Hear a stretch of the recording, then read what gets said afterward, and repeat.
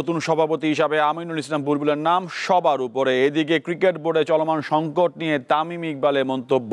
এসবের পাশাপাশি দেশ বিদেশে ক্রীড়াঙ্গনে আরও খবর নিয়ে সাজানো হয়েছে আজকের ইসলামী ব্যাংক দীপ্ত স্পোর্টস। আপনাদের সাথে আছি আমি মোহাম্মদ হাসিব। দেশের ক্রিকেটের শীর্ষ নিয়ন্ত্রক সংস্থা বিসিবিতে চলছে চরম নাটকীয় মুহূর্ত। ঘটনাক্রমে বৃহস্পতিবার বোর্ড সভাপতি পদ হারান ফারুক আহমেদ। প্রথমে ফারুক আহমেদের বিরুদ্ধে অনাস্থা জানিয়ে জাতীয় ক্রীড়া পরিষদ বরাবর চিঠি দেন বিসিবির ৮ পরিচালক। এরপর গতকাল রাতেই জানা যায় বিসিবির পরিচালক হিসাবে ফারুক আহমেদের মনোনয়ন বাতিল করে প্রজ্ঞাপন জারি করেছে জাতীয় ক্রীড়া পরিষদ। আজ বিকেলে মিরপুরে বাংলাদেশ ক্রিকেট বোর্ডের সভা হওয়ার কথা রয়েছে। সেখানে নতুন বোর্ড সভাপতি হিসাবে জাতীয় দলের সাবেক অধিনায়ক আমিনুল ইসলাম বুলবুলকে নির্বাচিত করা হবে বলে জানা গেছে। এর মধ্যে বুলবুলকে বিসিবির কাউন্সিলর হিসাবে অনুমোদন দিয়েছে জাতীয় ক্রীড়া পরিষদ। তবে এসবের মধ্যে পদ হারিয়ে পাল্টা হুঁশিয়ারি দিয়েছেন ফারুক আহমেদ।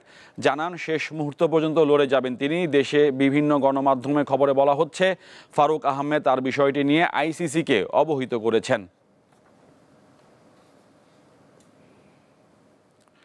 ক্রিকেট বোর্ডে চলমান সংকট নিয়ে মন্তব্য করেছেন তামিম ইকবাল। বিসিবিতে ক্রিকেট বাদে সবই হচ্ছে বলে দাবি সাবেক এই অধিনায়কের। এতে করে দেশে জনপ্রিয়তা হারাচ্ছে ব্যাট বলের লড়াই।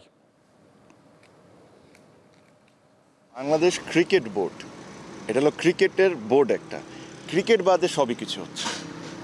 কে আসবে, কে যাবে, কে প্রেসিডেন্ট হবে, কে প্রেসিডেন্ট হবে না, কে ইলেকশন করবে, কে ইলেকশন করবে না, এগুলো ঠিক আছে, এগুলো একটা পার্ট, স্মল একটা পার্ট। আজকে দেখেন বাংলাদেশ ক্রিকেটের মানুষের প্রতি ইন্টারেস্টটা কতটা কমে আসতেছে। সো আমার কাছে মনে হয় যে কার কি প্রেসিডেন্ট হবে না হবে এগুলো তো আর আমার বলাতে না বলাতে কোনো কিছু যায় আসে না। বাট আমি একটাই রিকোয়েস্ট করব, যারা আছেন বা যারা আসবেন, ক্রিকেটটা নিয়ে একটু ভাবেন, because cricket is losing his charm. দর্শক, বিসিবিতে আছেন সহকর্মী মাহিদুর রহমান। তার কাছ থেকে জানবো বোর্ডের সবশেষ খবর। মাহিদুর, কিছুক্ষণ পর শুরু হতে যাচ্ছে বিসিবির জরুরি বোর্ড সভা। এখন পর্যন্ত বোর্ডের কোনো কর্মকর্তা উপস্থিত আছে কিনা বা বুলবুলকে আপনারা দেখতে পেরেছেন কিনা?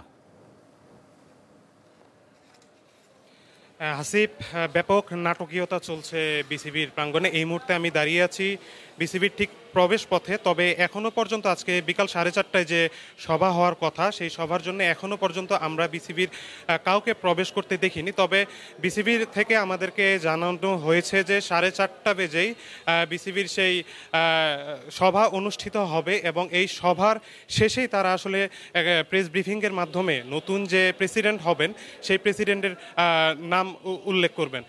এর মধ্যে আপনি জানেন যে বাংলাদেশের রাজনৈতিক পট পরিবর্তনের পর কিন্তু নাজমুল হাসান পাপনকে বাদ দিয়ে ফারুক আহমেদকে নিয়োগ দেওয়া হয়েছে।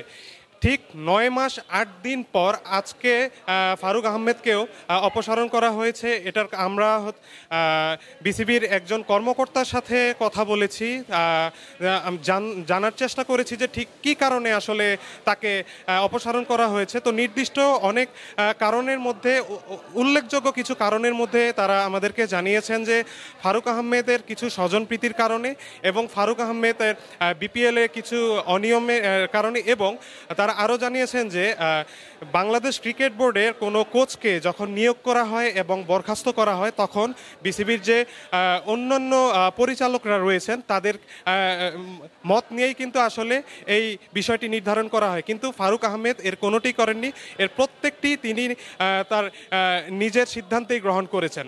তো উল্লেখযোগ্য এই কারণগুলি হচ্ছে অন্যতম, যার কারণেই কিন্তু তার প্রতি অনাস্থা প্রকাশ করে বিসিবির 8 জন যে পরিচালক ছিলেন তারা জাতীয় ক্রীড়া পরিষদ এবং ক্রীড়া মন্ত্রণালয়ের অধীনে তারা অনাস্থা প্রকাশ করে চিঠি দিয়েছেন এবং সেই চিঠি আমলে নিয়েই কিন্তু গতকাল রাতে প্রজ্ঞাপন জারি করে ফারুক আহমেদের যে সভাপতি পদ, সেই পদ থেকে অপসারণ করা হয়েছে। মাহিদুর, আপনাকে অসংখ্য ধন্যবাদ। আপনি থাকুন বিসিবিতে, পরবর্তীতে আমরা আপনার সাথে আবার যোগাযোগ করার চেষ্টা করব। হার দিয়ে শুরু করা টি-20 সিরিজের সমতায় ফিরতে চায় বাংলাদেশ। পাকিস্তানের বিপক্ষে এই ম্যাচটি ব্যাটার বোলারদের জন্য বড় পরীক্ষার মঞ্চ। স্বাগতিকরা চায় অপরিবর্তিত একাদশ নিয়ে সিরিজটা আগে ভাগেই নিজেদের করে নিতে। লাহোরের গাদ্দাফি স্টেডিয়ামে খেলা শুরু হবে রাত 9টায়। আসন্ন টি-20 বিশ্বকাপকে মাথায় রেখে পাকিস্তানের বিপক্ষে সিরিজ খেলতে যায় বাংলাদেশ, তবে হারে বৃত্ত থেকে বের হতে পারছে না তারা। ভালো খেলার প্রত্যাশা থাকলেও ব্যাটারদের অসহায় আত্মসমর্পণে সিরিজে প্রথম টি-20 ম্যাচটা হারে বাংলাদেশ। সিরিজে পিছিয়ে গেলেও এখনো ভালো কিছু করার সুযোগ আছে লিটন দাস বাহিনীর। সেই ক্ষেত্রে বড় দায়িত্বটা নিতে হবে ব্যাটারদের, যদিও বোলাররা পুরোপুরি নিজেদের সেরাটা এখনো দিতে পারেনি। কিন্তু ক্রিকেটের সংক্ষিপ্ত ফরম্যাট বলেই ব্যর্থতার দায়টা নিতে হবে পারভেজ ইমন, তানজিদ তামিমদের। এদিকে কোচিং প্যানেলের বড় রদবদল নিয়ে ভালো শুরু করে পাকিস্তান। বিশেষ করে পেসার হাসান আলীর প্রত্যাবর্তনটা ছিল রাজকীয়, তাই দ্বিতীয় ম্যাচেও তিনি হতে পারেন গেম চেঞ্জার। পাকিস্তানের বিপক্ষে এখন পর্যন্ত 20 বার টি-20তে মুখোমুখি হয় বাংলাদেশ। 3 জয়ে বিপরীতে হার সবগুলোতেই। মোহাম্মদ হাসিব, দীপ্ত স্পোর্টস। 9 বছর পর আইপিএলে ফাইনালে উঠেছে রয়্যাল চ্যালেঞ্জার্স বেঙ্গালুরু। টুর্নামেন্টের প্রথম কোয়ালিফায়ারে পাঞ্জাব কিংসকে 8 উইকেটে হারিয়েছে তারা।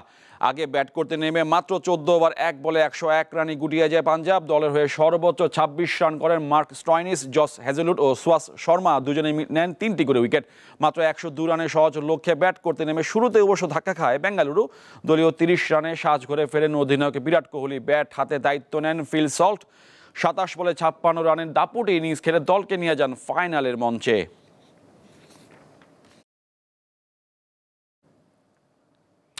এই ছিল আজকের ইসলামিক দীপ্ত স্পোর্টস। দেশ বিদেশে খেলাধুলা নানান খবর পেতে দীপ্ত স্পোর্টসের সাথেই থাকুন আর চোখ রাখুন দীপ্ত টিভির ডিজিটাল প্ল্যাটফর্মগুলোতে।